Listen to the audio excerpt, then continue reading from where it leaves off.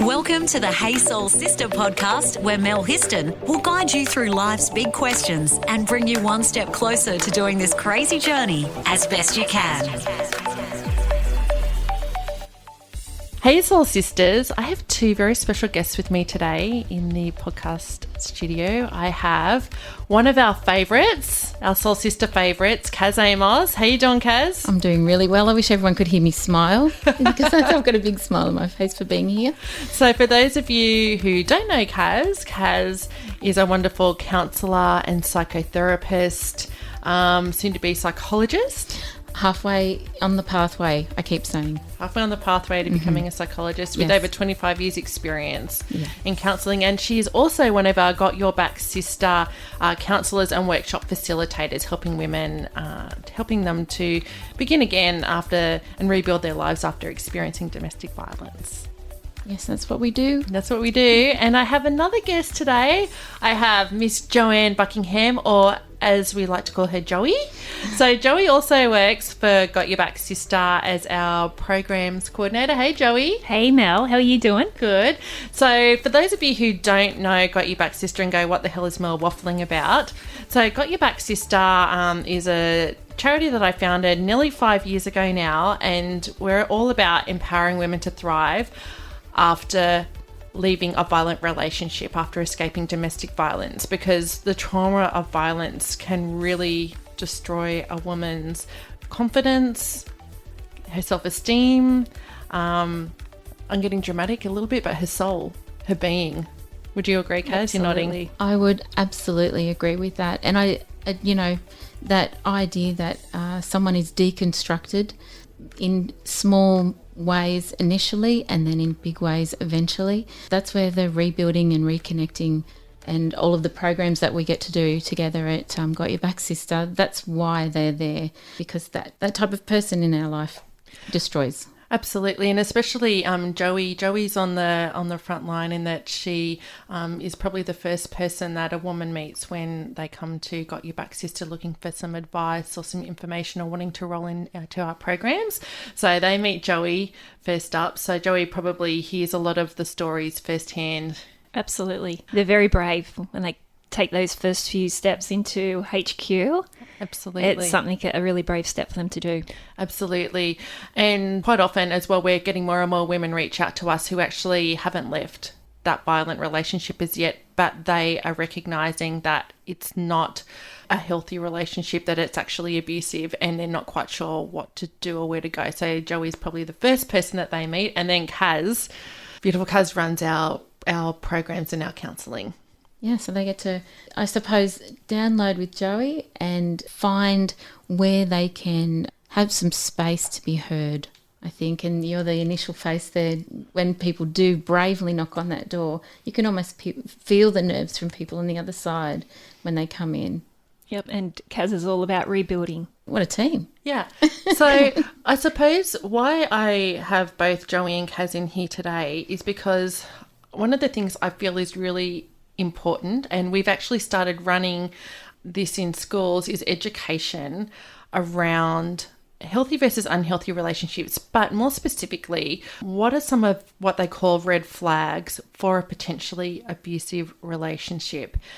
And the interesting thing is, as I've gone on this whole journey learning about domestic violence, and I learnt about what those red flags are for identifying a potentially abusive relationship. I was really shocked at what some of them were, because they're not what you think. You don't just start dating somebody one day and they smack you across the chops, and I'm not making fun of that or anything like that, but I go, that doesn't happen. There are usually small signs and things that you see before that escalates to a point of violence. And I remember myself a few years ago, I was somewhere and I can't remember where it was, but I was in a public place and I remember I saw a poster on the wall, and it was an awareness poster, and it said, one of the signs to look out for a potentially abusive relationship is you start dating somebody and they put you on a pedestal straight away. Yeah, there's that feeding into your lack of self-esteem, or maybe knowing that there is a you might have that gap or that need to be needed and loved and wanted, and it's an easy place to fall into when somebody instantly adores you and you just want to feed that back to them as well. Absolutely. So, I suppose in terms of educating people, and this is around education and talking about red flags, that is so interesting because that is such a key red flag. If you meet somebody straight away and they instantly put you on a pedestal, and, if they're telling you that they love you within the first week or so, that is a red flag. And it's probably something we need to share with our kids as well, our teenagers that are starting relationships. Because I know I've seen with some of our teens that it's like there's this thing like, I love you, I love you, I love you. But it can actually not be a positive or a sign of a healthy relationship. And Mel, I think with our women, a lot of them come in and they go, looking back now, I can see all the signs, but I just didn't know it then. Absolutely. Yeah.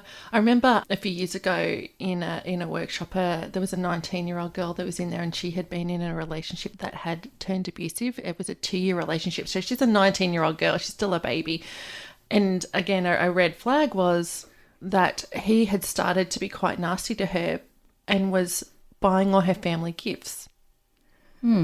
Like a side door kind of entry. And when we were talking about red flags and things, she was like, oh my goodness, I can see now he was grooming my family. So they didn't believe me when I started saying that I don't feel right about this. This isn't right. This isn't right. And they're like, what are you talking about? He's great, because he was buying them gifts and grooming them. Yeah. Interesting. The grooming is the key word, isn't it? It's like a behaviour that draws people in, that really draws attention to you as very likable, and people kind of want to be on your side. And that is part of that, I suppose, that imagery that, everything's fine. It's beautiful. There are no problems here. Yeah. How could there be? I'm a great person. Yeah. Let's get soulful on social media. Search the Sister Code Facebook page and follow us on Instagram. So Kaz, going back to the first red flag that I talked about, and you start dating somebody and they put you on a pedestal straight away, why is that, do you think, that happens, and why is it not a great thing? I guess it comes back to the individual who is on the pedestal, and maybe a lack of a sense of enoughness. And I know we talked about this when we talked about narcissists, that they have this incredible ability to find the people who, or the women in this conversation, who don't feel as if they are enough already. And that then is the place where the person walks in the door and says, yes, you are, you're enough, you're more than enough, you're totally amazing. And for somebody whose self-esteem has maybe suffered for some time, or they've never had that in their own home, or to not sound cliche but acknowledge that there are patterns to this, attention of a missing father or an absent father can often leave an open door for someone to walk through that is targeting a vulnerable person, a vulnerable woman in that instance. And I suppose, Joey, we meet many women who, they want love. Absolutely. They're craving it. Yeah. They want to feel loved. And I suppose when people feel in love, they get that hit of the dopamine drug. So it's a lovely feeling. And especially if they've already come from a domestic violent relationship. They've come from that, and then they've got this other person that's just throwing all their affection to them, and they think it's amazing. Yeah. Or their home life as a child. Maybe they saw violence around them and that's not what they want. So to invite somebody in who loves them is completely the opposite, and yet could be an open door for that person to walk through. Absolutely. And the interesting thing is, I'm going to go on to the next red flag, which is love bombing. And that's actually a term, red flag term, which is, probably follows on from that, putting someone on a pedestal, but it's like love bombing them constantly. It's like straight away early in a relationship where, I suppose relationships generally take time to develop. A healthy relationship starting, it's like, Agree, yep. Yeah, you get to know each other. You go on a few dates. Yeah. Or you chat. Yes. Like, isn't that what happens now? You chat with each other first online, form some connection. Yeah, absolutely. And I guess you kind of learn, what do you have in common? What do you like doing together? Are you in sync or not? And if you're not, you kind of move on or you stay together. But with the love bombing, that's, showering with gifts and, constantly telling someone that, like, early on that you love them. I remember I dated a guy when I was 17, and within 3 days he told me he loved me. And you're not married to him now, right? No. I didn't think so. and it never progressed. Actually, to be honest, that freaked me out. That actually I didn't go, oh my God, that's amazing, he loves me. I was like, that's really weird. You told me you love me after 3 days. I'm feeling icky about that. Out the door. Yeah. Yeah. The thing with the bombing, there's a reason that word is bomb, because it's like a switch. It's an on-off switch. It's all love or it's all not. And so that then plays with our psychology. It plays with that dopamine and the craving of, but that attention was amazing and now it's nothing. And so, that behaviour that got the person on a pedestal, that put me on a pedestal, I'm going to do more and more of that. And that we talk about fawning as a behaviour that feeds into an avoidance of fear of when we're avoiding something terrible. And we might fawn, we might run around and make sure that everything's right and in order. And so can you even hear in if those are my actions, I'm preparing my life, my space, for someone else to live in peacefully. Not for me to live in peacefully, but for someone else to. Mm-hmm. So that bomb is a bomb. It goes off real big and then it goes very silent. Yeah. Yeah. Yeah. And that leads on, I suppose, in terms of love bombing, to my next red flag, which is constant texting, bombarding with texts very early on. Actually, even that can become a really controlling behaviour later on in an abusive relationship, but early on. And again, I kind of go, in this day and age of social media and kids, I suppose our kids, they're constantly texting each other. But I know when I've done a talk at some high schools around texting, I suppose the thing is, it's like if you just start dating someone and they're texting you constantly, but they're checking in and wanting to know where you are, what you're doing, what you're wearing, pumping you for information, red flag.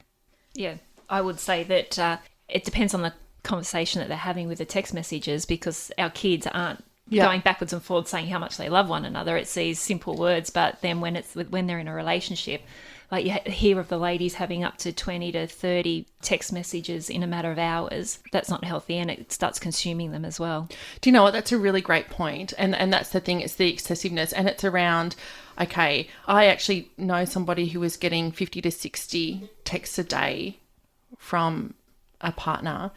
But it was checking in. Where are you? What are you doing? Who are you with? What are you wearing? And so early on in a relationship, you can take that as, oh, they are just interested. They really love me. They really like me. They're just checking in to make sure that I'm okay. And that can be an excuse. I'm just checking in to see if you're okay. But actually, there's a level of insecurity in that person that they constantly have to check in. And I think when you feel it's starting to invade your own space, that it's interfering with your life, well, then that's when it's definitely an issue. Yeah. Although I do try to turn it around mentally and imagine somebody sitting there, because some of the text messages I've seen are like scrolling, and I'm still like a one finger texter, so I imagine this very narcissistic person on the end of the phone just sitting there for hours, one finger texting, and all the while they're doing that, they're not living their own life. Yeah. Oh, what a shame.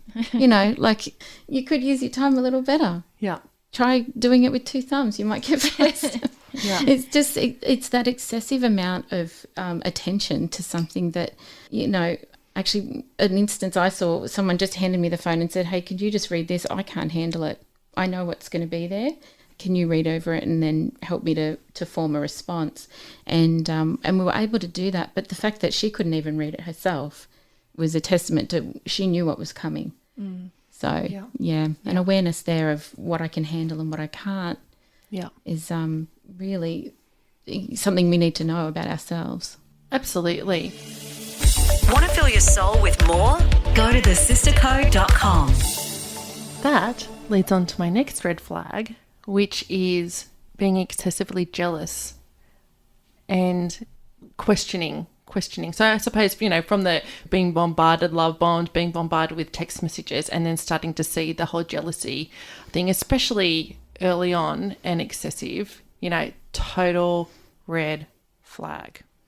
Absolutely. And a sign that the person you're with has massive issues around the security of who they are. Mm. who they believe they are. Yeah. Which I think is what I had read before when I was doing, I think, the DV alert course, and they were talking about going through some of the red flags in that course that I did, and which is run by Lifeline. It's amazing. If ever you get a chance to do it, it's really great just to learn generally about domestic violence, the different types, what you do if you have a friend or somebody that comes to you and they share with you that they're experiencing some non-healthy behaviours, and about how you actually support that person. It's a really, really great course. But I remember in that course, they were talking about the love bombing, the texting, and then starting to see those signs of jealousy. And really all of that does come from the insecurity of the person that is, showing those unhealthy behaviours, those red flags. Because someone who's confident within themselves, they're not doing that. They have total trust and, they're not behaving in that way. They kind of trust you. They're looking forward to courting you. They don't need the reassurance every 5 seconds that I'm all right, I'm all right, I'm all right. And I think that's when you're getting those text messages and you then start becoming insecure yourself. And then that's when the questioning of your own self as to, what am I doing here? I can't reach out. I can't do that because this person's so jealous of the people I'm hanging out with. So that makes the person receiving the text, really question themselves as well. Yeah, second-guessing their own behaviour. Yeah. And that can totally escalate. Out of control. Yeah. And when that jealousy becomes jealousy of friends and family, and, that's the next red flag, is that you're dating somebody or you're with somebody and they actually start telling you they don't really like your friends, they don't really like your family, they try and discourage you from doing things with certain members of the family or with certain friends, and they try and isolate you away from those people. That's a total red flag. And again, it comes from that person's insecurity because they don't feel confident within themselves. And so they want to keep you to themselves. So they slowly start to move you away from those people in your life. The control, that aspect of control, which doesn't look like control, it looks like concern initially, but eventually, and I suppose because small concessions are made along the way, and so we're not talking, as you said at the very beginning, you wake up and there's an instant violence. These are small ice peak emotions, yes, which chip away at your soul and your confidence and your little, what you believed in yourself and the friends that you loved or the family that you care about. When they start to fall away, and it does gradually end up being you and that one person alone, feeling very much disconnected from everyone else. Yeah. That sense of self-esteem is really shattered. Yeah. There's an excellent YouTube clip that I love. It's called Why Domestic Violence Victims Don't Leave. I think it could have been a TED Talk. I'm pretty sure it was. I first watched it about 5 years ago, and it is awesome. It's this really well-spoken woman who shared her story about when she was 17, she got her dream job. I think she was 17, she could be 19, but she got her dream job as a journalist in New York, and how she'd moved to New York City and how she had met a guy there, and, she just got her dream job. She got an apartment and she got her first credit card, and she was on this journey of starting her life as a young woman, and she met this guy and they fell madly in love. And she said right from the beginning, he was just showered her with love. And then she said it was like they were in their own little world, and it was just wonderful. And then they decided that they got engaged, and he was like, oh, look, I think we need to actually move from New York. I think, why don't we go live in the country? He might have gotten a job in that area. She left her dream job, went and moved to this small country town in America, and all of a sudden she was on her own. She was not near, her family, friends, her support network. And, she started to see some things that were not right. And then one day, I think she said it was a week before her wedding, he punched her. Was it punched her in the head? I think, was that the first one? It was something like that. And it shocked her. It was absolutely shocked her. And from then, and she said she still married him. So the wedding was a week later and she still married him because she went into, I can fix this. I can make this better. And then he got to the point after a few years, it escalated, because it does escalate. He started threatening her with guns and that sort of thing. He choked her, and she didn't tell anybody because of the shame and guilt around that. It's terrible, the idea that I should be ashamed of something that I didn't choose. Yeah. And so the whole point is people go, why don't domestic violence victims leave? Because she said it's such a slippery slope. There were red flags there, but she didn't know about those red flags. And it's a slippery slope. It didn't she said, well, I didn't wake up one day and he said, by the way, I'm going to physically abuse you and I'm going to move you away. I'm going to do all these things to you. She said it was this whole process, of grooming, but there were those red flags there. And to her credit, she ended up leaving and now she's remarried and has a beautiful life and a husband with 3 kids, and she's giving TED Talks about her experience. But she said, there's the shame and guilt around not being able to save him or make that work. She really took that on herself, which is what a lot of women do. They go into, I can save him, I can make this better. Actually, it's something I'm doing, which, sorry, I'm just raving on here, but I'm going, you two see it all the time. I agree. And I think when we went to school, there wasn't any talk about healthy relationships, where these days it's being discussed more. Yeah, there was no red signs, red flags or anything like that when we were going to school that you were educated on. No, I think there would have been the ideal of Prince Charming riding along on a white horse, ready to save me and provide my life for me. And that's such a false idea of what it is to be a human being and to achieve and to do things on your own, and then join that together with somebody else who's also doing that, not rehabilitating people who are maybe broken or have experienced terrible things in their own life. And I don't know enough about perpetrators, but I wonder too if it's also a slippery slope for the perpetrator. I don't know whether they start at the beginning of a relationship and go, oh, this is it, I'm going to take this one down. I'm not really sure that that's how it works. I have a feeling it doesn't work like that. And if I knew more, I could probably speak more to that. But there's that idea of what, you take what you can get, and then you take a little bit more, and then you take a little bit more, and it feels, okay. And the other person makes it okay to a degree by not speaking up. Yeah. And I suppose you too see the impact that has, the detrimental impact, traumatic impact it has on the women that we see that come to Got Your Back Sister. And we see it, like we have ladies or women that come in that actually lose sight of what they're talking about because they're that traumatized, and they lose the conversations that they're having, and they apologize. Oh, I'm so sorry. I've just completely forgot what I'm talking about. But that is a trauma that their brain has incurred by constant violence. That leads me on to the next red flag, which is criticism, constant put downs, telling you that you're crazy, you're imagining things, it's all in your head, you're unattractive, you're fat, like getting really quite nasty and critical. Yeah. And when I'm talking to couples doing relationship counselling, one of the places that I draw a lot of my information from is the Gottman Institute, and they have part of their model, I guess, is the 4 horsemen of the apocalypse, which are 4 factors in a relationship that will aid in that relationship's destruction, and criticism is like number 1, because it doesn't just chip away. The person who's delivering the criticism probably doesn't feel that great about it either. So, there's the 2 sides of that critical nature of pulling somebody apart and then somebody being pulled apart by it. But it is a sign that that relationship is highly dysfunctional. And dealing with criticism, it's just terrible as a human to be around somebody who criticizes you all the time. I don't know. I hear stories from people saying, oh, every time I see my grandmother, she's like, oh, don't do that. That's going to make you fat. Oh, look at you, you big this, or, oh, that's not very successful, or oh, I can't believe you're doing that. And all of those small comments, that they're like beginner's level, would you say? And then you start passing them down to your own children. Like next minute you can hear yourself say some of these criticisms. You go, hang on, that doesn't sound right. Yeah. So I'm going to go on to another red flag, which is the old B word, boundaries.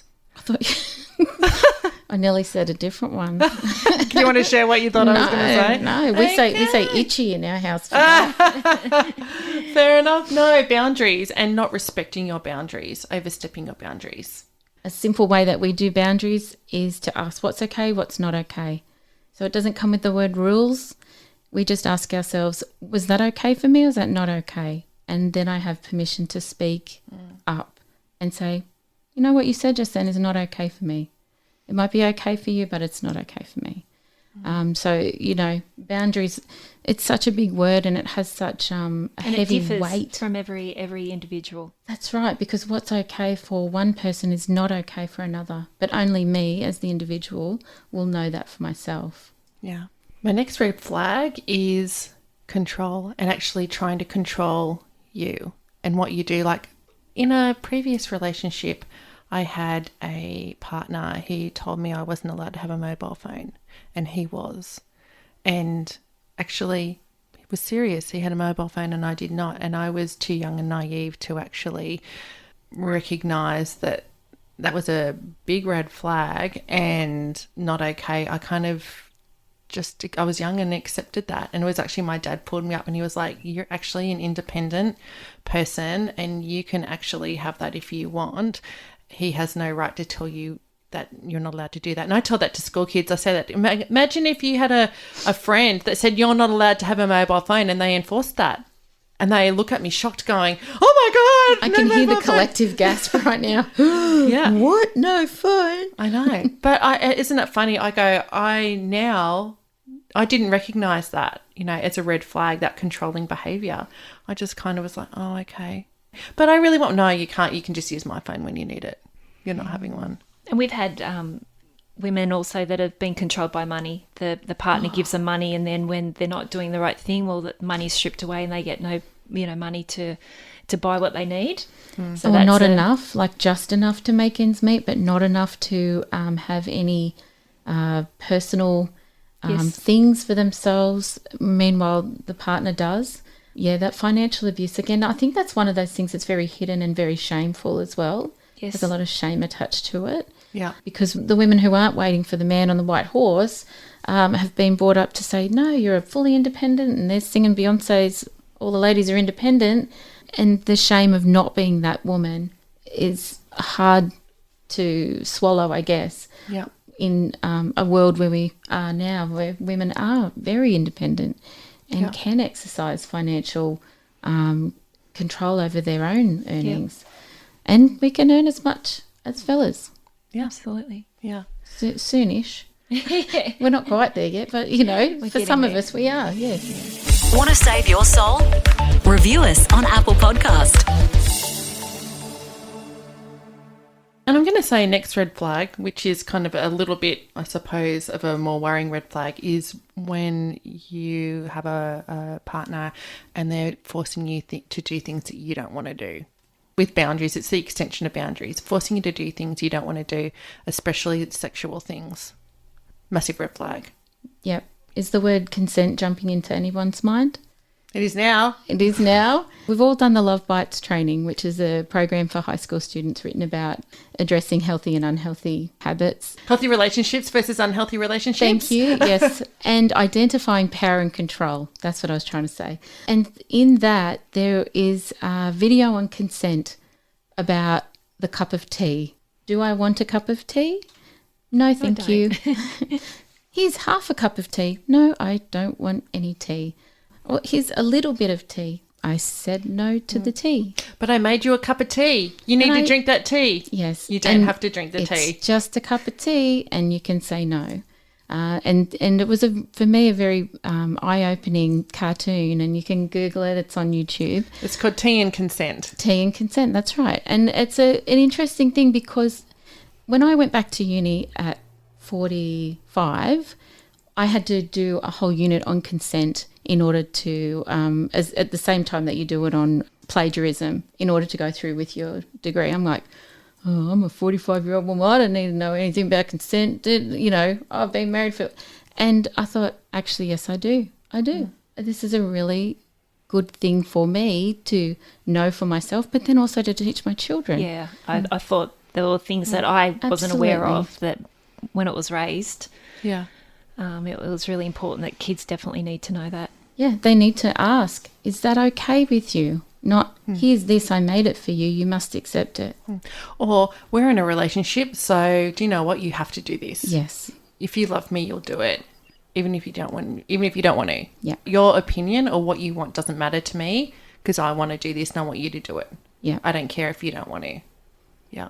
And my last red flag that I'm going to talk about is rage. If you if you're with somebody and you start to see that they can't control their anger and their anger, they're prone to blow ups, massive red flag. You'd think that would be obvious, wouldn't you? Like that you see it, but it's one of those things that creeps up as well. And it can happen when it's activated by drugs and alcohol. So it might not happen any other time. It might just be, over drinks that I suppose is not inhibited very well in people when they've had a few drinks or, doing drugs. And that's the sort of time it can come out, but not being aware of, because that's the sort of thing, it'll creep up on you, surprise you.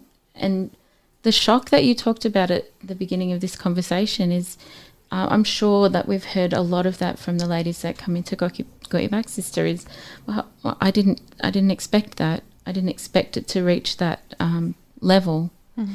And when they're stripped of their confidence, it's something that they just think that they have to put up with, and they just block themselves out from the rage and hope that it's going to be over as quick as possible. Or protect the children. Yeah. And make sure that everybody else is safe. Yeah. So I'm going to throw to you, Kaz, now. We're going to play a game. What game is this? I don't know what the name of that tune is, but I've got 3 little pieces of paper here with scenarios on it, and I guess we're just going to pick one each and have a conversation about what's okay and what's not okay in these scenarios. And I've chosen scenarios that have come from the Love Bites program, but we also use these scenarios in Rebuild and Reconnect. And I just think they're really interesting to discuss as a topic because you get everybody's opinion. Black and white. Yeah, you get everybody's opinion. That's right. So we have red flags, we have orange flags, and we have green flags. And each one of these scenarios will hopefully identify some colours, some traffic lights. Yeah. Yeah. So what have you got? You go first, Joey. Okay. My boyfriend, girlfriend, partner calls me names or makes fun of me. Is that okay? See, I'm thinking. Well, I'm thinking red flag, or is that red flag? Is that orange flag?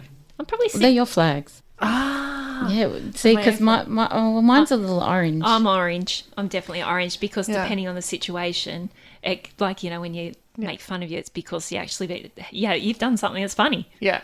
Okay. Yeah. Or it could be playful, in jest that you might have a name for one another, but it's not insulting.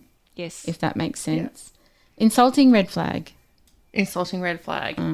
Playing and having fun. And actually you are having you actually think it's funny. Yes. Yes. It changes when you don't see the funny side and you take offence to it. Yeah. And that's when you say, hey, that's not okay. Yeah. And you don't always have to do that on the spot. You can sometimes wait until the situation has passed and come back to it later when the emotional energy is out of it, and come a little bit later and say, how you spoke to me earlier in front of all those people, I didn't really appreciate that, and I'd like that to not happen again. Yeah. And you know what?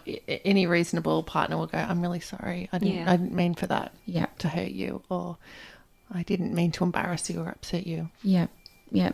Because what the red flag would be is high defensiveness. What are you talking about? I wouldn't do anything like that. And then try and, I suppose, put the blame on you. Yeah. You're just being sensitive. Yeah. Yeah. Yep. Coolio. Okay. So I've got here, me to want to know where my boyfriend's girlfriend partner is all the time. You forgot to say it in the Sixth Sense. All the time.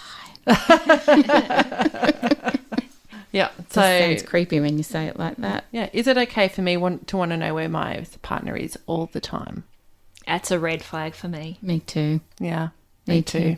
Yeah. Yeah. It's funny because I've had this in Rebuild Reconnect before, and I said, well, a little bit orange, because we actually share an app as a family where we can find out where everybody is.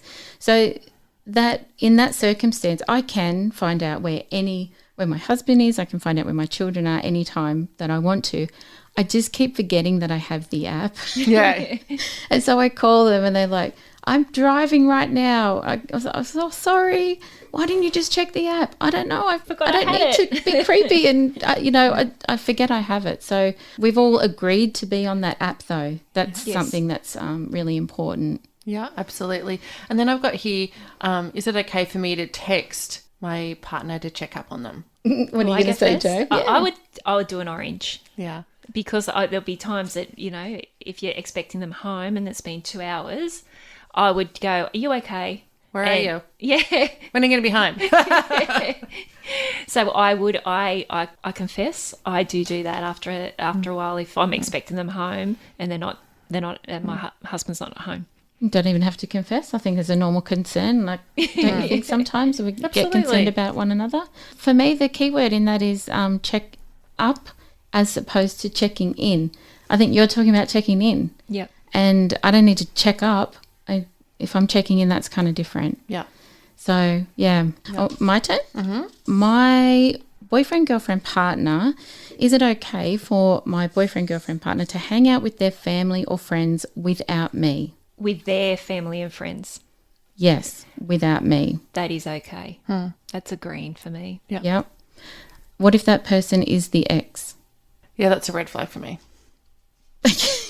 That's a deal breaker. A deal breaker, yeah, right. Yeah, that's a deal breaker. And it depends on what relationship they've got. Yeah.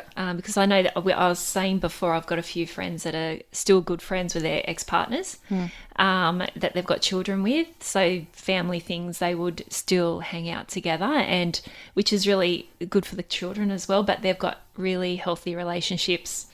They broke up because they simply were going different ways in their lives. So, yeah. But I can understand if it's unhealthy, if it's an unhealthy relationship that would be a deal breaker too. Yeah.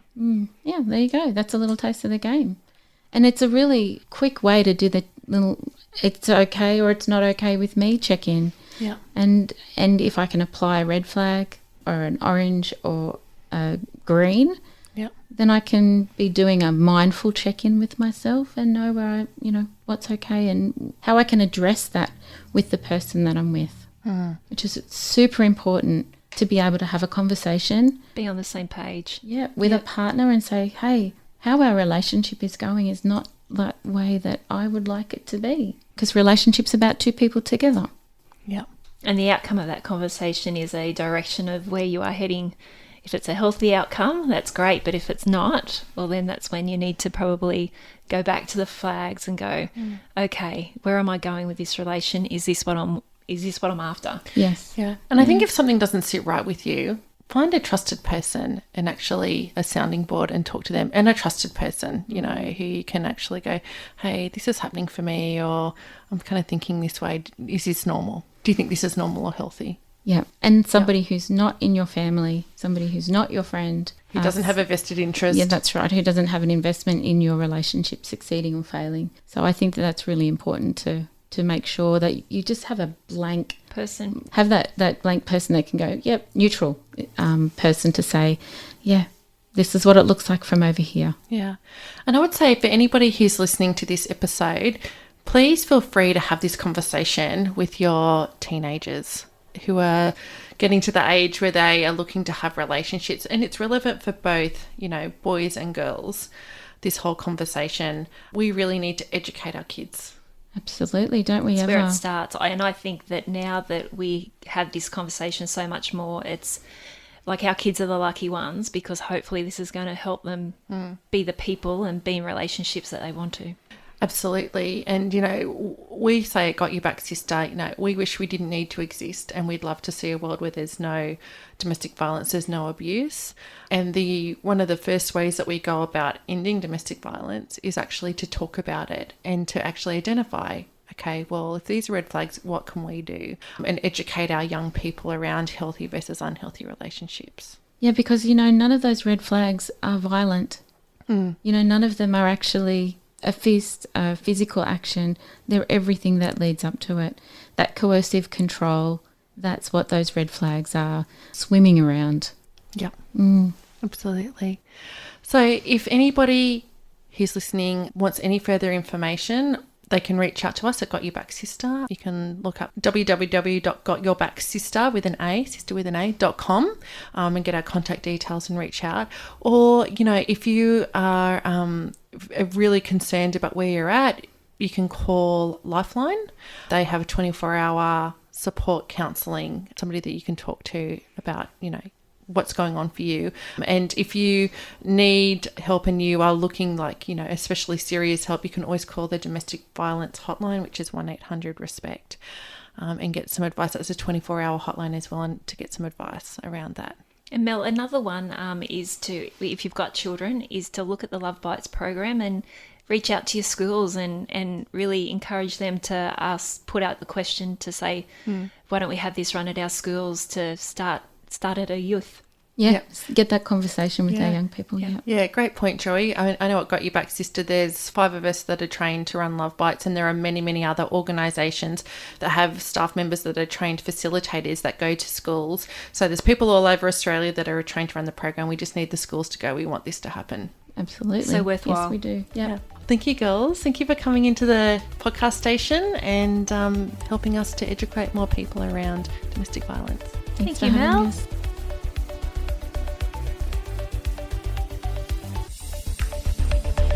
Thanks for listening to Hey Soul Sista with Mel Histon.